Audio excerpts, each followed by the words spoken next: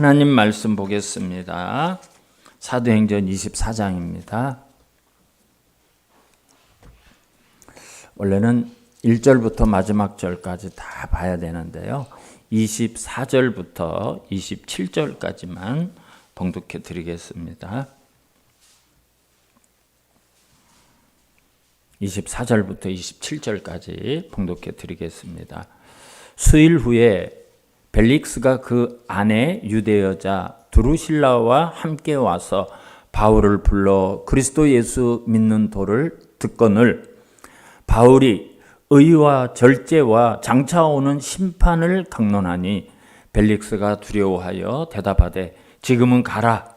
내가 틈이 있으면 너를 부르리라 하고 동시에 또 바울에게서 돈을 받을까 바라는 고로 더 자주 불러 같이 이야기하더라.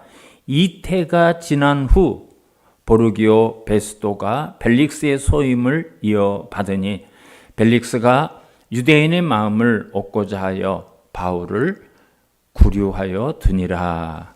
아멘. 할렐루야. 벌써 2월이에요. 입춘도 이렇게 지나가고 이렇게 참 세월이 빠르다 그런 걸 느낍니다. 추워서 우리 성도님들 고생하셨지만 이제 또 따뜻한 봄이 다가올 것입니다. 오늘 이제 강의 전체 내용은 24장 전체를 볼 겁니다. 시간 관계상 끝부분만 조금 읽어드렸습니다. 바울은 오순절을 지키기 위해서 예루살렘에 왔다가 유대인들에게 맞아서 죽을 뻔했죠. 죽을 뻔했어요. 겨우 구출이 돼서 예루살렘에 있는 유대인의 수비대 안에 구금이 되어 있어요.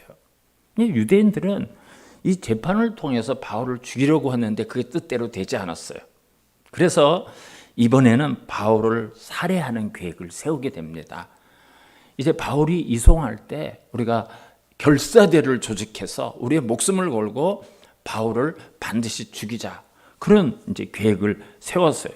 근데 이 소식을 바울의 생질이 들었어요. 바울의 생질이 듣고 그것을 천부장에게 알려주게 됩니다. 23장 21절에 그 내용이 있습니다. 23장 21절에 보면 이제 이 바울의 생질이 천부장을 찾아가서 이렇게 얘기해요. 당신은 그들의 청함을 따르지 마옵소서. 유대인들의 말을 절대 듣지 말라는 거죠.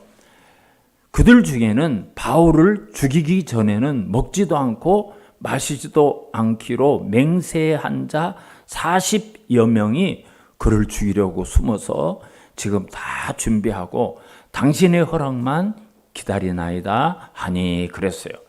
이제 이 천부장이 바울을 어느 곳으로 옮기려고만 하면 40명의 결사대가 우리는 바울을 죽기까지 먹지도 마시지도 잠자지도 않는다 막 이런 결사대를 만들어 가지고 바울을 죽이려고 지금 기다리고 있다는 거예요.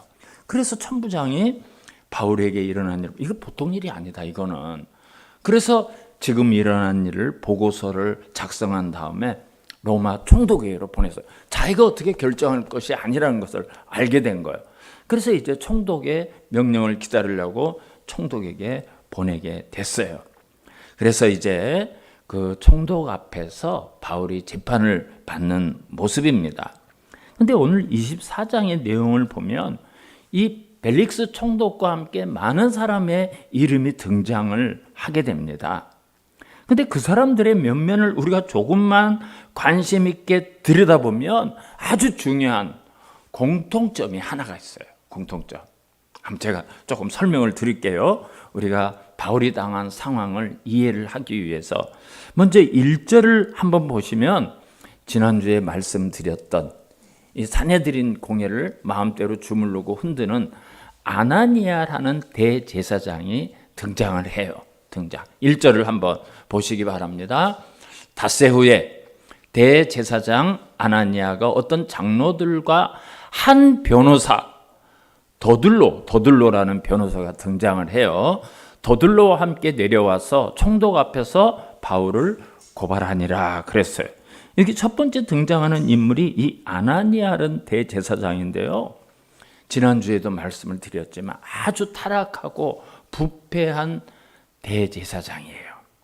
그래서 이제 우리가 성경에 없는 내용을 어떻게 알 수 있는가 하면 그 당시에 아주 유대의 유명한 역사학자 요세푸스라는 사람이 쓴 유대사, 유대의 역사를 통해서 우리가 알 수가 있는데요.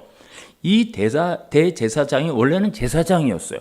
근데 자기가 대제사장, 모든 제사장의 우두머리가 되려고 자기 앞에 있는 대제사장을 거짓으로 모함을 해가지고 반역죄로, 그리고 신성모독죄로 죽게 만들어요. 그렇게 아주 악한 사람이에요. 그리고 자기가 대제사장 자리에 올라가서 그냥 무소불위의 권력을 휘두르고 온갖 명목을 만들어서 돈을 착취하는 아주 부패한 사람입니다. 돈을 너무너무 좋아하는 그런 인물이 바로 아나니아예요. 근데 이 대제사장이 이제 총독에게 바울을 다시 한번 고발을 하기 위해서 총독을 찾아왔는데 뭐 제사장이라든지 또 서기관이라든지 율법학자라든지 이런 사람을 데리고 와서 이게 신앙적으로 어쩌고저쩌고 이렇게 해야 되는데 누구를 데려오는가 하면 1절이 봤죠. 더둘로라 하는 변호사를 데리고 와요. 더둘로 한 변호사. 근데 여러분, 이 더둘로라는 변호사가 정말 기가 막힌 사람이에요. 어떤 사람인가 하면 이 변호사가 이제 총독 앞에서 얘기하는 내용을 한번 우리가 볼 수가 3절에 볼 수가 있는데요.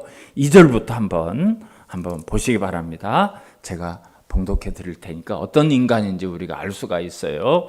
2절을 보면 바울을 부르매 더둘로가 고발하여 이르되, 이제 더둘로가 고발을 해요. 3절에 이 더둘로가 하는 말을 잘 들어보세요. 벨릭스 각하여, 우리가 당신을 힘입어 태평을 누리고 또 이 민족이 당신의 선견으로 말미암아 여러 가지로 개선된 것을 우리가 어느 모양으로나 어느 곳에서나 크게 감사하나이다. 이게 아부가 그게 다다르죠. 여러분, 이 총독은 지금 침략자입니다. 그리고 이 더둘로라는 변호사는 유대인이에요. 근데 지금 오늘 이 침략자에게 뭐라고 얘기를 하고 있습니까? 뭐라고 얘기를 하는가 하면 지금 당신 때문에 우리가 태평생대를 누리고 있습니다. 그 당신의 성견 지명을 통해서 우리의 삶이 얼마나 개선되었는지 모릅니다. 뭐 말도 안 돼. 당신 때문에 우리가 잘 살게 되었습니다. 옛날에 우리 그 친일파들이 일제에게 이렇게 했어요. 그 짓을 지금 하고 있는 거예요. 그런 아첨하는 인물이에요. 이 변호사가 바울에 대해서 무엇을 고발하는지 5절부터 7절까지 고발하는 내용을 우리가 좀 볼 필요가 있습니다. 우리가 보니 이 사람은 바울을 얘기하는 거죠. 전염병 같은 자라, 천하에 흩어진 유대인을 다 소유하게 하는 자요, 나사렛 이단의 우두머리라. 그가 또 성전을 더럽게 하려 함으로 우리가 잡아싸우니, 이제 이 6절 중간부터는 어떤 사본에는 없고 어떤 사본에는 있어요. 그 밑에 그 사본에 있는 걸 조금 읽어드릴게요. 그래서 우리의 율법대로 재판하려고 했으나 천부장 루시아가 와서 그를 우리 손에서 강제로 빼앗아갔나이다. 천부장을 막 모함을 해요. 천부장이 강제로 막 빼앗아가지고 지금 총독한테 재판을 합니다. 다 거짓말이죠. 다 거짓말이에요. 이런 사람을 아나니아가 자기하고 똑같은 사람을 데리고 와서 총독에게 막 고발해요. 그래, 이 총독은 벨리스 총독이라는 사람은 어떤 사람인가? 성경에는 하나도 안 나왔죠. 그 요세푸스의 유대사에서 본 내용을 제가 설명을 드리겠습니다. 그 당시 로마 황제는 글라디우스라는 황제였는데, 황제가 되기 전에 로마의 귀족으로 있을 때에 자기 집에 하인이 2명이 있었어요. 근데 이 하인이 형제예요. 근데 이 하인을 가만히 보니까 이 글라디우스 황제의 어머니가 너무 똑똑한 거예요. 이 두 하인이. 그래서 그 두 형인데 그 형 팔레스라는 그 하인을 너 우리 재산을 모두 관리해라. 요셉처럼. 요셉의 보디발의 가정 총무가 됐죠. 그런 것처럼 너 우리 가정 총무에서 우리 집을 좀 돌봐라 했는데 이 사람이 얼마나 똑똑한지 그냥 재산이 막 계속 불어나는 거예요. 막 창고가 가득 차는 거예요. 그 총독이 됐어요. 그 아들이 총독이 됐는데 이 글라디우스가 총독이 돼가지고 어떤 생각을 가졌는가 하면 우리 집에 그 노예, 그 팔레스를 데려다가 우리 나라의 이 재정 책임자로 앉혀야 되겠다. 이래가지고 지금으로 말하면 경제기획원 그 장관을 시킨 거예요. 모든 로마의 재정을 관할하는 그런 사람이 됐어요. 대단하죠. 노예가 그 정도로 똑똑했어요. 그러니까 이 사람이 팔레스인데 자기가 재정 책임자가 돼서 내 동생도 똑똑한데 뭔가 좀 높은 지위를 올려야 되겠다 해가지고 막 그 많은 돈으로 그 놀라운 수완으로 로비를 해가지고 노예를 총독을 만들었어요. 그래서 어디로 이 총독을 왔을까요? 유대로 온 거예요. 유대. 이 벨릭스가 바로 그런 사람이에요. 그러니까 이 두 형제가 굉장하죠. 로마에서 노예로 있다가 한 사람은 장관이 재정을 책임지는 장관이 되고 한 사람은 로마의 총독으로 왔어요. 그러니까 이 벨릭스가 로마의 총독으로 왔지만 무슨 정치적인 기반이 있습니까? 자기의 집안이 로마의 귀족입니까? 아무것도 아니니까 수단 방법을 가리지 않고 끌어모으는 거예요. 그래서 로마에 막 돈을 보내. 막 높은 사람들에게 막 아부를 하는 그런 위치에 있었던 거예요. 그런 위치에. 나는 돈 떨어지면 아무것도 아니다. 돈이 내 힘이고 돈이 내 능력이고 돈이 선이고 돈이 정의다. 오직 돈밖에 모르는 사람이 이 벨릭스 총독이에요. 여러분 오늘 본문에서도 이 벨릭스 총독이 얼마나 돈을 밝히는지 알 수가 있어요. 26절을 한번 다 보시기 바랍니다. 26절. 자, 바울을 불러서 이렇게 신문을 했어요. 26절.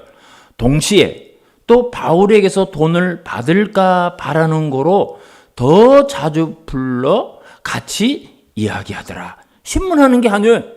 바울을 불러가지고 야, 너 뭐 어떻게 살았냐? 너 요즘 어떻게 지내냐? 뭐 이런 얘기를 하면서 쓸데없이 무죄가 됐으면 석방을 시켜야 될 텐데 붙들고 안 놔주는 거야. 붙들고 안 놔줘요. 언제까지 붙들고 안 놔주느냐? 2년 뒤에 자기 임기가 마치는데 2년 동안을 붙들고 바울을 붙들고 안 놔주는 거야. 돈 좀 나한테 줘. 그럼 내가 너 풀어주든지 할게. 지금 그러고 있는 겁니다. 근데 바울이 무슨 돈이 있겠어요? 이 벨릭스가 어떻게 바울에게서 돈 냄새를 맡았을까요? 돈 냄새를 맡은 거예요, 지금. 돈 냄새를. 이 바울을 잘 구슬르면, 바울을 조지면 그냥 돈이 나온다. 이걸 안 거예요. 그걸 알았어요. 근데 선교사가 무슨 돈이 있겠어요? 바울이 벨릭스 앞에, 총독 앞에 섰어요. 바울, 너 왜 사람들이 고발해서 넌 예루살렘에 뭐 때문에 온 거야? 에베소에 있다가 안디옥에 있다가 여기 뭐 때문에 온 거야? 네 온 이유를 막 이렇게 신문을 하니까 바울이 뭐라고 하는가 하면 17절을 한번 보세요. 17절. 24장 17절에 바울이 여기 온 이유를 또 하나를 이야기해요. 17절. 여러 해 만에 내가 내 민족을 구제할 것과 재물을 가지고 와서 드리는 중에 이런 일을 당했습니다. 그런 거.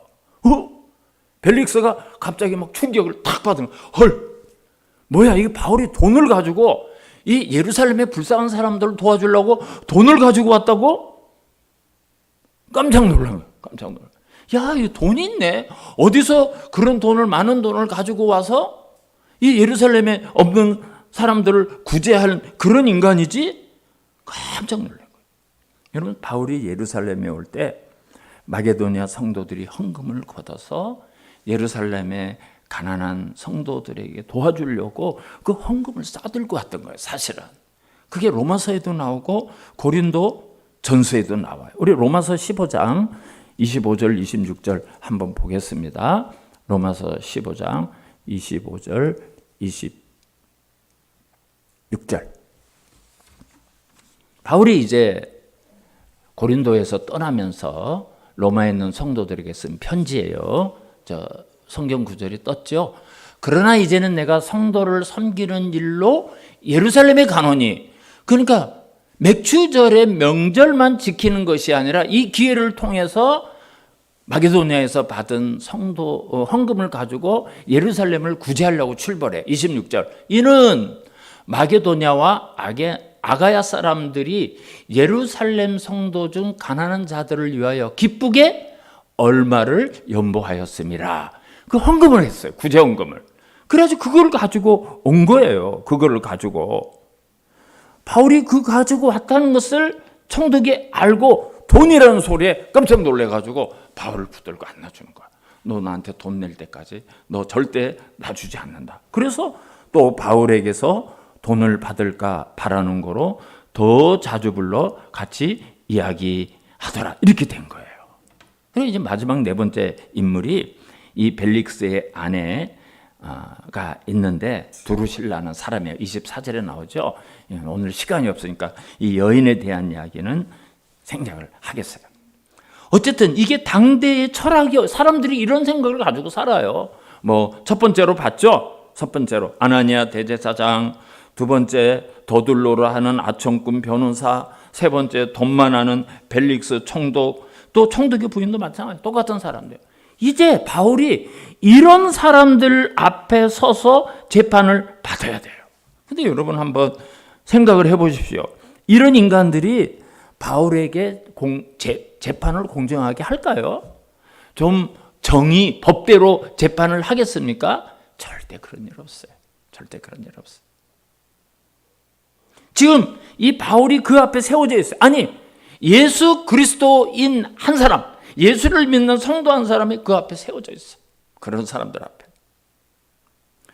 그래서 예수님께서 너희를 보냄이 양을 이리떼 속에 보내는 것과 같도다. 그렇게 말씀하신 이유가 거기에 우리 양 같은 성도들이 이리떼 속, 그 세상 속에서 살아가는 것을 우리 주님이 아셔요. 그래서 결국 오늘 본문 사도행전 24장 전체가 뭘 말하는가 하면 우리 그리스도인들이 처해 있는 환경이 바울처럼 이렇게 부당하고 정말 말도 안 되고 불법이고 모순된 재판 속에 던져진 것과 똑같다는 거예요. 우리의 삶이 그렇다는 거예요. 지금 우리 성도님들이 아침에 일어나서 뉴스를 탁 틀어요. 또 인터넷을 열어봐요. 여러분, 그 뉴스와 인터넷 기사 속에서 얼마나 말도 안 되는, 우리를 막 분노하게 하는, 우리를 흥분하게 하는, 우리를 열받게 하는 그런 부당하고 모순된 일이 얼마나 많습니까? 어떤 때 열받아가지고, 아니 하나님이 왜 이런 인간들을 가만두지? 왜 하나님은 세상을 이렇게 가만두실까? 왜 많은 사람들이 억울한 일을 당해야 될까? 막 열이 받죠? 열이 받아요. 저도 막 뉴스를 보다가 막 꺼버리고 인터넷을 보다가 막 다른 데로 가버리고, 그런 가운데서 그리스도인은 어떻게 살아야 될 것인가, 그걸 말씀하는 거예요. 오늘 본문은 그런 세상에서 우리가 어떻게 살아야 될 것인가, 바울이 그런 재판 앞에 놓여 있어요. 여러분 아주 중요한 거예요. 오늘 본문 25절을 한번 보세요. 바울이 그런 가운데서 지금 뭐라고 말하는가 우리가 볼 필요가 있어요. 25절.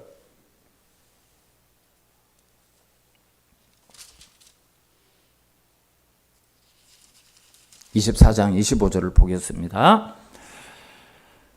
바울이 의와 절제와 장차 오는 심판을 강론하니, 아니 자기에 대해서 변명하고 자기가 지금 재판받는 내용을 얘기하는 것이 아니라 지금 뭘 얘기하죠? 복음을 전하고 있어요. 복음을. 강론하니 벨릭스가 두려워하여 대답하되 지금은 가라. 내가 틈이 있으면 너를 부르리라 하고 그랬어요. 여러분 이게 오늘 결론이면서 오늘 본문이 되고 우리가 이 말씀을 잘 새겨둬야 될 내용이 여기에 담아져 있습니다. 우리가 신앙생활을 한다, 내가 예수를 믿는다, 내가 교회를 다닌다, 하나님을 믿고 산다, 그 신앙의 목적이 어디에 두고 살아가세요? 우리 성도님들, 그 신앙의 목적이 어디 있습니까? 예수 믿는 목적이 어디에 있습니까? 그냥 믿어요? 그냥 살아요? 많은 성도님들이 내가 하나님의 영광을 나타나기 위해서는 내가 높은 자리에 올라가야 돼. 내가 어떤 명예가 있어야 돼. 내가 복음을 전하고 세상 사람들에게 예수 그리스도의 복음을 전하기 위해서는 세상 사람들보다 많이 가져야 돼. 내가 많이 쌓아놔야 돼. 그래야 내가 떳떳하게 세상 사람들에게 예수를 믿으시오. 예수는 이런 사람입니다. 그렇게 할 수 있다고 생각해요. 기도할 때 그러죠. 하나님 나를 축복을 많이 해주셔서 나에게 은혜를 많이 주셔야 내가 세상에 가서 복음도 전할 거 아닙니까? 그렇게 기도하시죠? 아마 그렇게 기도하시는 분이 많으실 거예요. 그러면 세상이 항복하고, 그러면 세상 사람들이 아이고 하나님 무섭네? 그렇게 숙이고 들어오고 예수를 영접할 거라고 생각하고 그렇게 기도하는 성도님들이 많이 있어요. 사랑하는 성도 여러분, 성경은 어느 한 군데에서도 우리가 그렇게 살아야 되고 너희들이 그것을 구하라고 말씀하는 것은 없습니다. 그것이 우리가 가야 될 목표고 우리가 가야 될 방향이라고 말씀하는 것은 아무것도 없습니다. 왜 오늘날 우리 한국 기도가 이렇게 무능력해졌는가 하면 세상 사람들이 교회를 바라보고 기독교인을 바라보는데 신비스러움이 없어요. 자기들하고 똑같아요. 자기들하고 똑같아요. 신비한 게 하나도 없어요. 두려움이 사라진 거예요. 바울은 오늘 재판정, 말도 안 되는 인간들 앞에서 모순 속에서 정말 부당함 속에서 던져졌음에도 불구하고 이상하리만큼 태산처럼 바위처럼 평온해요. 두려움이 하나도 없어요. 오히려 자기가 전하려고 하는 예수 그리스도의 복음을 벨릭스 총독에게 담대하게 이야기하는 거예요. 난 무죄요. 내가 무슨 죄가 있다고 나를 재판합니까? 나 풀어주셔. 여러분 그런 말 한마디도 없어요. 한마디도 없어요.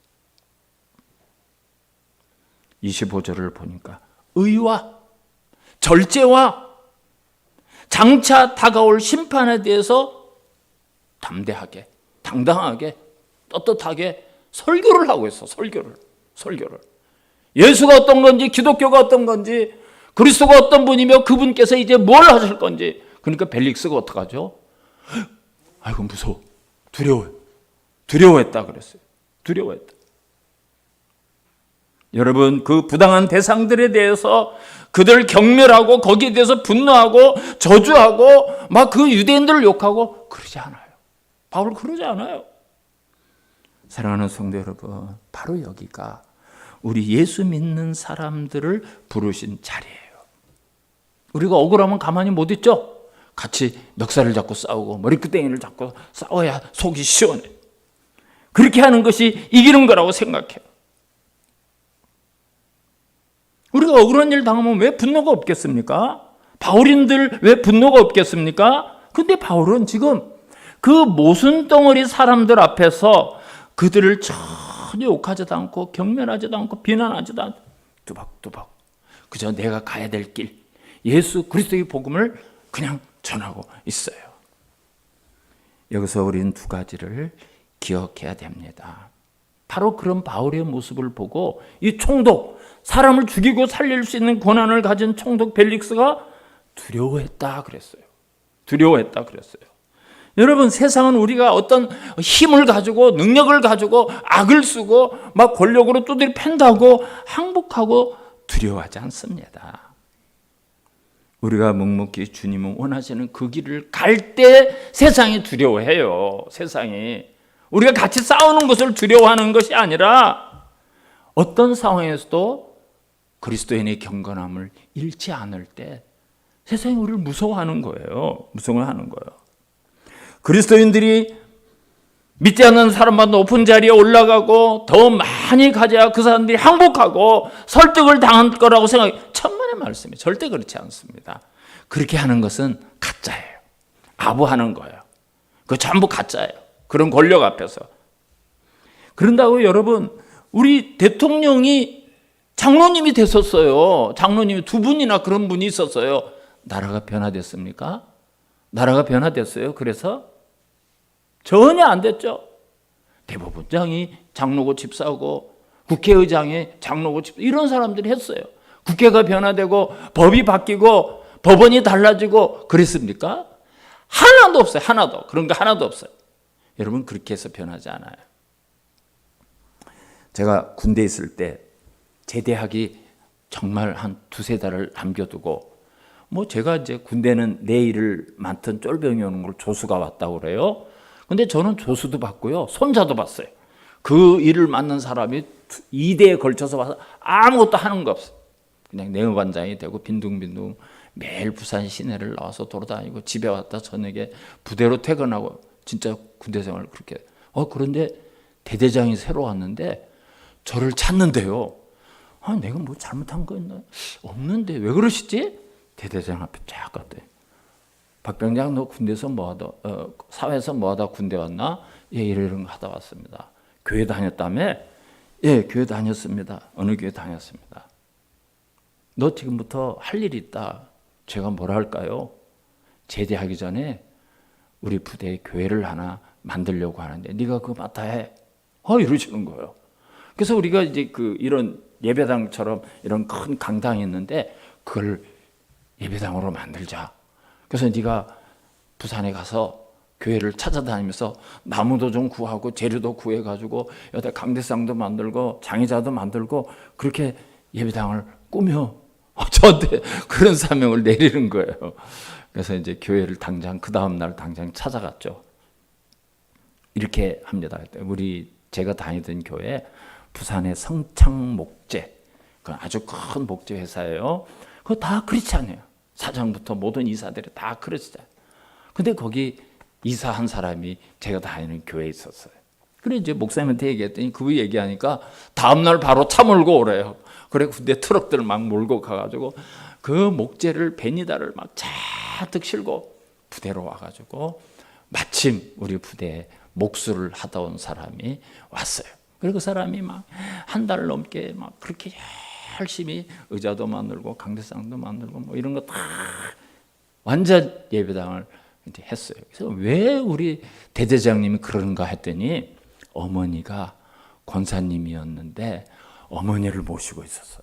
그래서 이제 해운대 뒤에 그 장산 650m 그 높은 산에 400m쯤에 우리 부대가 이제 대대본부가 있는데 거기서 주일마다 차를 군대 찝차로 이 권사님을 해운대 교회로 갔다가 또 모셔.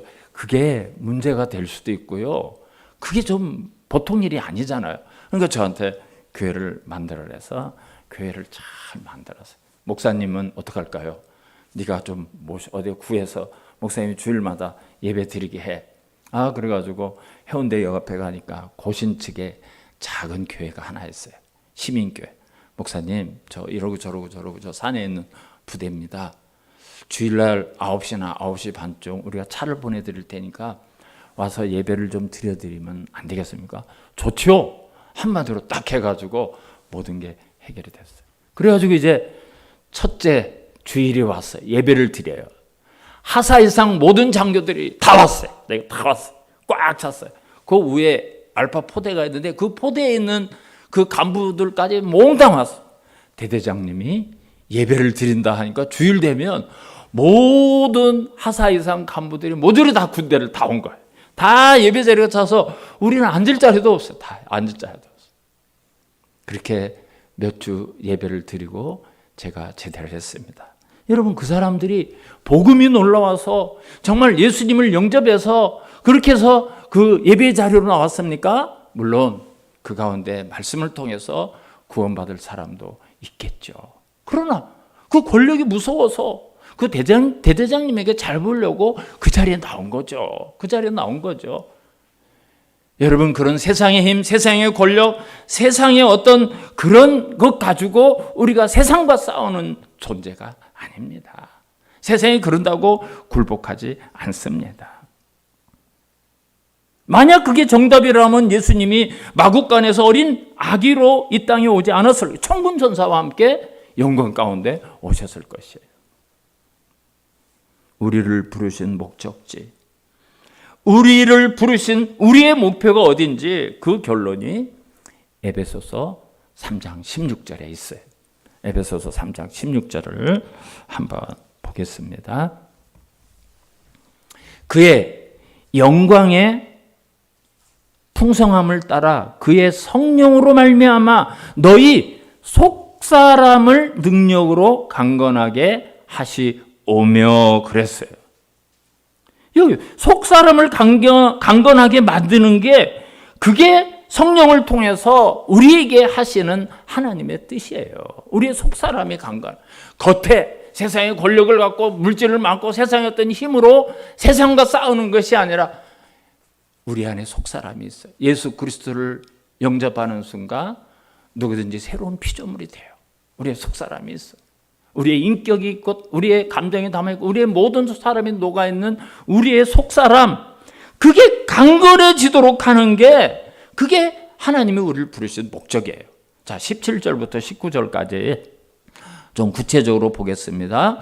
믿음으로 말미암아 그리스도께서 너희 마음에 계시게 하시옵고 너희가 사랑 가운데 뿌리가 박히고 터가 굳어져서 능히 모든 성도와 함께 지식에 넘치는 그리스도의 사랑을 알고 그 너비와 길이와 높이와 깊이가 어떠함을 깨달아 하나님의 모든 충만하신 것으로 너에게 충만하게 하시기를 구하노라. 이게 그리스도인이 돼야 될, 우리가 가져야 될 그런 삶의 목표예요. 그게 삶의 목표예요. 그러니까 하나님이 우리에게 원하시는 것은 세상과 그리스도의 성품을 가지고 싸우라는 거예요. 그리스도의 마음, 그리스도의 심장을 가지고 세상을 향해서 나가라는 거예요. 같이 으르렁대고 내가 너보다 더 높은데, 너보다 내가 힘이 많은데, 내가 더 많이 가졌는데 그걸로 세상에 굴복하지 않습니다, 여러분. 세상이 우리를 두려워하지 않아요. 다 가짜예요. 다 가짜예요. 예수 재림이를 만만한 거 보고 툭 치는데 대꾸를 안 하는 거예요. 발을 턱 걸어보는데 이거 관심도 안 갖는 거예요. 당당한 거예요. 안 싸우는 거예요. 그럴 때 예수 안 믿는 사람이 예수 믿는 사람을 두려워합니다. 뭐지? 저 안에 뭐가 있길래 이리 당당하지? 무서워해요. 그럴 때 우리를 무서워합니다. 같이 멱살 잡고 싸우고 우리가 더 높은 곳으로 짓누르면 절대 두려워하지 않습니다. 그건 가짜예요. 가짜로 그러는 거예요. 아부하려고 그러는 거예요. 이 사람들이 사는 삶의 근거는 우리가 생각하는 것보다 다르구나. 이게 뭔가 좀 다르구나. 달라야 돼요. 그래서 믿음으로 산다는 말이 그거예요. 믿음으로 산다는 게 똑같지 않고 우리는 믿음으로 사는 거예요. 가끔가다 성도님들이 그런 말을 해요. 목사님, 요즘 사람들 다 그렇게 삽니다. 세상이 이렇게 이래요. 왜 우리는 다릅니까? 똑같이 합시다. 그 길로 갑시다. 저는 그런 말을 들을 때 정말 낙심돼요. 정말 실망스러워요. 그렇지 않습니다, 여러분. 우리는 그리스도인으로서 걸어가야 될 길이 있어요. 그리스도인으로 살아야 될 삶의 방식이 있습니다. 이걸 타협하지 말라는 거예요. 세상을 닮아가지 말라는 거예요. 세상 그 방식으로 살아서는 안 된다는 거예요. 오늘 사도 바울이 그렇게 했더니 총독이 아이고 두려워했다. 오늘은 거기까지만 얘기하고 다음에 얘기 드립시다. 무서워한 거예요. 대단한 얘기한 거 아니에요. 의와 절제와 그리고 앞으로 일어날 심판을 이야기했어요. 오늘도 주님께서 우리에게 살도록 하신 삶의 자리가 뭔가, 내가 살아가야 될 삶의 방식이 무엇인가, 목표가 무엇인가 기억하시고, 아무쪼록 여러분 속사람이 강건해져야 돼요. 이 속사람이 강건해서 그리스도의 능력으로 세상을 이기며 세상에 그리스도의 증인으로 살아갈 수 있는 저와 여러분이 되시기를, 그런 능력으로 살아갈 수 있는 우리 성도님들이 되시기를 주님의 이름으로 축원합니다. 하나님 감사합니다. 우리가 높은 자리 많이 가지고 우리가 어떤 세상적인 힘이 있어야 복음을 전하고 그들에게 그리스도인이라고 담대하게 말할 수 있는 줄 알았습니다.